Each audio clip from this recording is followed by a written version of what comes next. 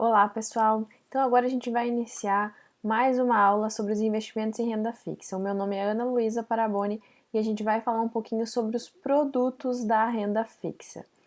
Então, como eu havia já iniciado na aula anterior, quando a gente está falando em investimentos de renda fixa, a gente está falando de uma pessoa, um investidor que está emprestando dinheiro para um emissor. E esse emissor ele pode ser tanto um banco, quanto um governo, quanto uma empresa. E aqui eu fiz uma divisão, né, de cada um dos produtos que advém de cada um desses emissores. E a gente vai começar falando um pouquinho sobre os produtos que são emitidos pelos bancos. Dentro desses produtos, a gente tem, por exemplo, CDB, LCI, LCA, letra de câmbio. A gente vai falar um pouquinho sobre alguns deles. Não vamos falar nesta aula sobre todos os produtos emitidos pelos bancos, mas a gente vai falar daqueles mais importantes e dos mais conhecidos também.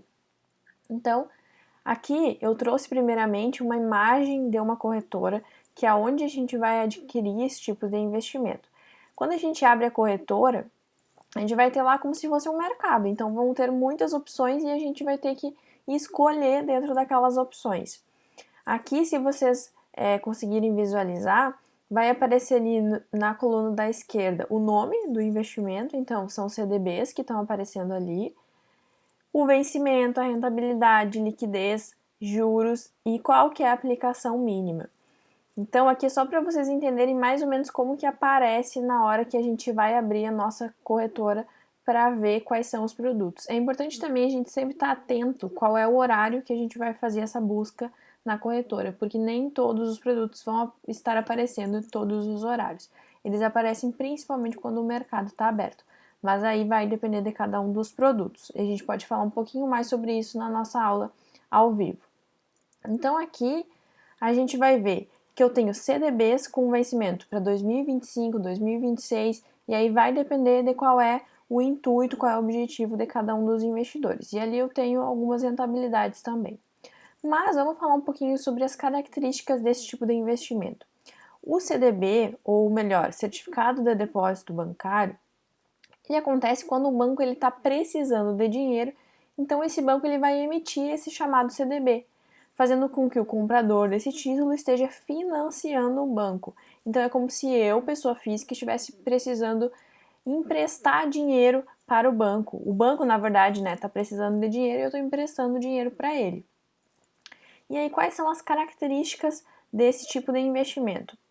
Com relação à liquidez, ou seja, quando que eu posso resgatar esse investimento? A gente vê que no CDB a gente vai ter liquidez diversas. Então, eu vou ter investimentos em CDBs que têm liquidez diária, ou também vou ter investimentos que vão ter liquidez somente no vencimento desse título. Então, é bom e bem importante a gente entender que quando a gente está falando em renda fixa, esses produtos eles têm sempre um prazo de vencimento. Então, aqui na questão dos CDBs, eu vou poder, às vezes, resgatar antes ou resgatar apenas no vencimento. É importante eu estar atenta a isso, porque se eu estou fazendo esse investimento, por exemplo, para reserva de emergência, eu não posso adquirir um CDB que tem uma liquidez só no vencimento, porque aí se acontecer uma emergência, eu não vou conseguir resgatar esse investimento. Então, eu preciso estar sempre atenta a isso. Com relação à rentabilidade, pode ser pré ou pós-fixado. Então, lá na aula anterior a gente falou como que funcionam as rentabilidades na renda fixa. Aqui, quando a gente está falando em CDB, a gente tem tanto investimentos com pré ou pós-fixados. Então, também é importante eu estar sempre atento a isso para verificar se está de acordo com o meu objetivo. Ah, e o CDB, ele paga imposto de renda?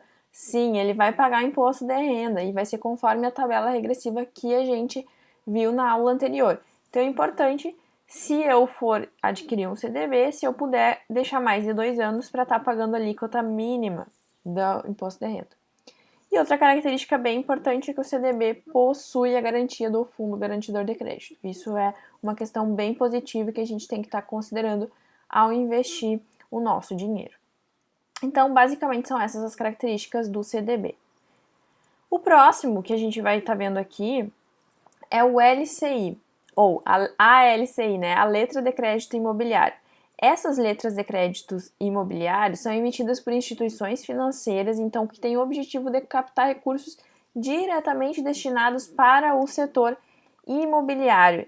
Então, o que seria isso? Então, essas LCIs, elas vão ser emitidas para justamente como se elas estivessem financiando essas questões do setor imobiliário. Então, quando eu, pessoa física, estiver investindo, comprando uma LCI, eu vou estar financiando outra pessoa que vai lá no banco fazer um financiamento imobiliário, por exemplo.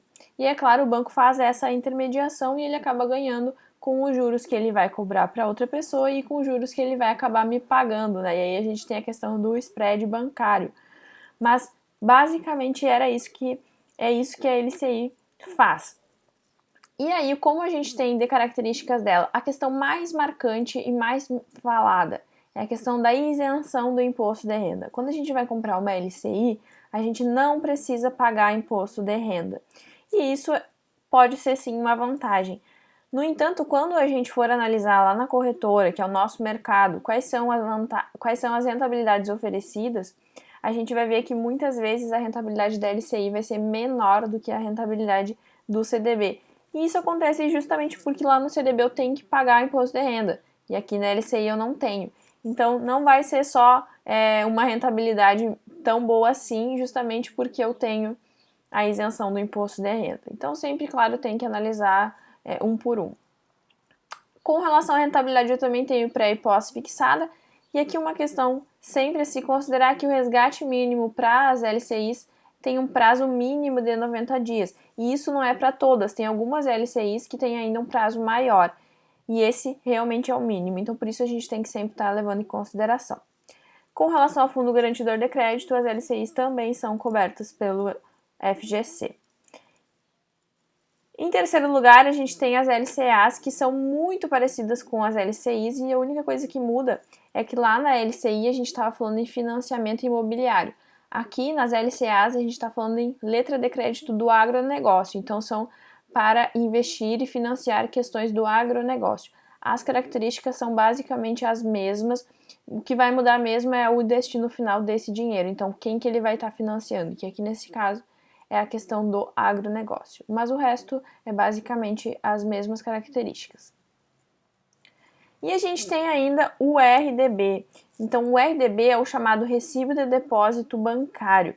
O RDB ele é muito conhecido como o CDB das financeiras. Por que isso acontece? Porque o RDB tem características muito parecidas com o CDB que a gente falou anteriormente.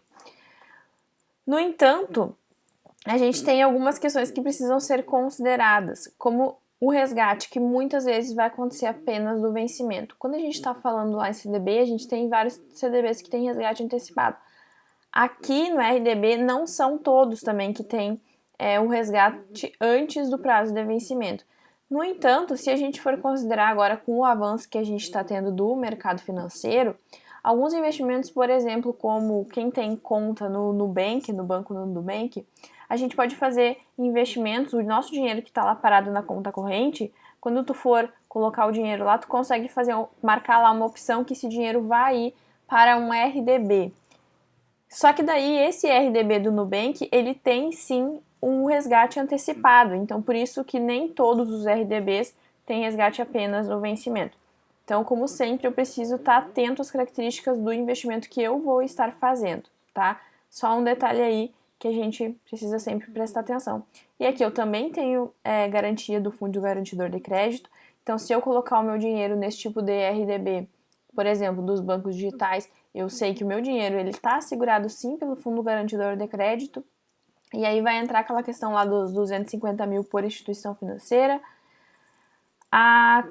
As características pode ser pré ou pós-fixado, e aí muitas vezes ele vai estar atrelado, inclusive, ao CDI, que é aquela questão que a gente estava falando na aula anterior, das características da renda fixa. E R conforme tabela regressiva, então também o máximo que eu puder aguentar para esperar até os 2 anos, pelo menos para pagar a menor alíquota de imposto de renda, sempre é mais interessante. E aí agora a gente parte para os produtos de renda fixa que são emitidos pelo governo. Aqui a gente tem como principal produto o Tesouro Direto. Nós vamos ter nesse curso uma aula especificamente sobre Tesouro Direto, então eu não vou me deter muito aqui nele, justamente porque nessa outra aula ele vai ser explicado com muito mais detalhe. Aqui eu só trouxe uma relação dos produtos que são oferecidos no Tesouro Direto. Então, a gente tem produtos que são pré, pós e híbridos com relação à sua rentabilidade, ao seu retorno. Com relação ao rendimento, então, claro que aqueles pré-fixados, eles já vão ter uma taxa contratada. Os híbridos, normalmente, eles são vinculados à inflação. E ainda com relação à remuneração, a gente tem quando é que essa remuneração vai vir, né? Vai cair na nossa conta. E nesse caso do Tesouro Direto, a gente tem alguns produtos que a nossa remuneração ela vai caindo ao longo do tempo. Então, que é o que a gente chama de cupom semestral. Também é uma questão que a gente tem que considerar para aquelas pessoas que precisam, às vezes, ter um dinheiro caindo na conta de vez em quando. Porque muito dos investimentos que a gente vai ver aqui na renda fixa, a rentabilidade, o nosso retorno mesmo, o dinheiro, a nossa remuneração, o prêmio dos juros compostos vai vir só no final, quando esse investimento ele finalizar, quando o prazo de vencimento acabar. Então, aqui no Tesouro Direto, a gente tem alguma dessas opções que a gente começa a ver esse dinheiro pingar antes do prazo. E aqui só uma informação muito legal que a gente tem aqui em julho de 2020, a gente teve 367.699 novos participantes no Tesouro Direto, ou seja, um aumento de praticamente 70% com relação ao número de investidores do ano passado nesse mesmo período. Isso é muito legal a gente está vendo aqui, porque a gente vê uma disseminação desses produtos de renda fixa para o brasileiro, que antigamente tinha o costume somente de investir na poupança. Então é só uma informação aqui para a gente ver o quanto que o Tesouro Direto está sendo disseminado. E aí, em terceiro lugar, a gente tem também os produtos de renda fixa que foram emitidos por empresas. E aqui, como eu disse, existem vários produtos de renda fixa emitidos por empresas, mas a gente vai se deter principalmente nas debêntures, que é um tipo de produto, porque é um produto um pouco mais acessível. A gente tem outros produtos, como os CRIs e os CRAs, que são produtos para investidores mais qualificados, que têm um pouco maior de conhecimento e também um pouco mais dinheiro para estar aplicando. Então, por isso que a gente vai falar aqui basicamente sobre as debêntures. O que são as debêntures? As debêntures, como eu disse, são títulos que são emitidos por empresa. Então, quando uma empresa está precisando arrecadar dinheiro, ela pode fazer isso de diversas formas. Uma das formas, por exemplo, é se endividar, né, pegar dinheiro no banco. Ela pode abrir o seu capital, então eu vou criar ações para minha empresa, vou estar vendendo uma parte da minha empresa, ou eu também posso emitir debêntures, que são títulos de renda fixa. Então daí não vai ser o banco que vai estar me financiando, quem vai estar me financiando vai ser as pessoas físicas em geral. E aí o que a gente pode falar sobre as debêntures? As únicas empresas que podem emitir debêntures são empresas em sociedades anônimas, então são empresas que estão na bolsa. E aí elas vão captar esses recursos normalmente para longo prazo. Então, quando a gente tem uma debênture, normalmente ela tem um prazo um pouco maior. Então, elas são títulos de dívida que a empresa está precisando de dinheiro, ela vai emitir e o investidor, pessoa física, vai lá e vai comprar e vai estar financiando essa empresa para algum investimento que ela queira fazer. Quais são as características que a gente pode estar considerando aqui na debênture? Prazo mínimo de 2 anos. Então, isso é bem considerável quando a gente está comprando uma debênture e a gente tem que levar isso em consideração. Tem o prazo mínimo de 2 anos.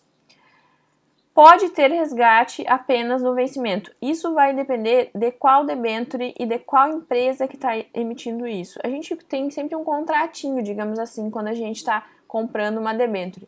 E nesse contrato, que é claro a empresa que vai criar, ela vai dizer quando é que ela vai poder devolver esse dinheiro para o cliente. Então, a gente tem que estar atento a isso. Não possui FGC. E aí a gente pensa assim, não possui FGC, então pode ser muito perigoso. Só que normalmente quando uma empresa está emitindo um título de dívida, no caso da debênture, ela coloca outras coisas como garantia. Inclusive, se ela tem um bem, ela pode colocar esse bem como garantia. E ela não consegue mexer nesse bem, vender, até que ela não pague todas as dívidas que ela emitiu. E com relação à tributação, a gente tem aqui no caso duas questões, porque existem na verdade 2 tipos de debêntures. Tem debêntures que vão que vão pagar o imposto de renda de acordo com a tabela regressiva, mas também tem outros tipos de debênture que estão relacionadas mais a empresas que estão com projetos de infraestrutura, projetos de energia. e alguns projetos mais diferenciados que são as chamadas debêntures incentivadas. Quando a gente está comprando uma debênture incentivada, a gente tem a isenção do imposto de renda. Então eu também preciso estar atento a que tipo de debênture que eu vou estar adquirindo. E aqui eu trouxe uma foto também de uma corretora que mostra como que é, né, a corretora lá, o nosso mercado, como que eu faço, como que eu vejo ela na prática quando eu abro a minha corretora e eu coloco lá que eu quero ver produtos de renda fixa que advêm de empresas. Aqui, por exemplo, na coluna da esquerda eu tenho o nome desse produto ali, eu tenho então debêntures, ali o último é um CRI, tem o vencimento dela, quando que ela vai ser. Então vejam, olha, eu tenho vencimentos muito longos. Quando a gente está falando em debênture, eu estou falando em eu estou investindo na empresa para o longo prazo. Então essa empresa tem um produto, tem um investimento para longo prazo. E aí eu tenho também, então, 2034, 2030, 2032, então, né, é bastante longo. E aí a gente tem, na verdade aqui a nossa tabela ela ficou um pouco deslocada, mas a gente tem ali com, por exemplo, rentabilidade IPCA mais 4,86. O que isso quer dizer? Quer dizer que essa debênture ela está me prometendo me pagar o índice da inflação mais 4,86. Então, se eu esperar até o vencimento, eu vou ter esse pagamento, exatamente o IPCA, ou seja, a inflação de hoje até aquele momento. E aí, eu também vou ter mais a parte pré-fixada, que é o 4,86, no caso ali da primeira que a gente está analisando. E a gente ainda tem questão ali de liquidez, quando que esse dinheiro vai estar disponível para que eu consiga recuperar. Então, vejam ali, tem semestral a partir de 2021 ou de 2018. Na verdade, eu acho que essa coluna aqui, ela é a coluna da... Aqui a nossa tabela ficou um pouquinho errada, então a liquidez, na verdade, é essa coluna aqui, ó. Em 2034, 2032, ou seja, eu não consigo resgatar esse dinheiro antes desse período. E aqui eu tô falando em juros, então eu começo a receber juros a partir de janeiro de 2021. Então começa a pingar dinheiro na minha conta a partir de 2021. Então é muito interessante a gente estar analisando dentro da corretora as opções que a gente tem para a gente conseguir fazer uma escolha um pouco mais consciente. E aqui é um detalhe que a gente precisa estar analisando, essa última coluna, que é a aplicação mínima. Então, quando a gente está falando nesses produtos de renda fixa que são emitidos por empresas, às vezes a gente tem uma aplicação mínima um pouco mais elevada. Então, eu também tenho que analisar isso quando eu estou criando a minha estratégia de investimentos. Então, era isso. Muito obrigada pela aula, pessoal, e até mais!